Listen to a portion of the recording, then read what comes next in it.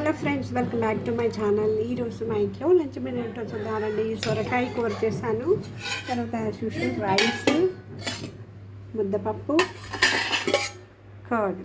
So ఇదండి ఈరోజు మా ఇంట్లో లంచ్ మెనూ. మీరు మీ ఇంట్లో ఏం చేసింది కమెంట్ చేయండి. నా ఛానల్ ఫస్ట్ టైం చూస్తున్నట్లయితే సబ్స్క్రైబ్ చేసి, షేర్ చేసి, లైక్ చేసి, గంట బెల్ ప్రెస్ చేసి ఆల్ అనే ఆప్షన్ని క్లిక్ చేయండి.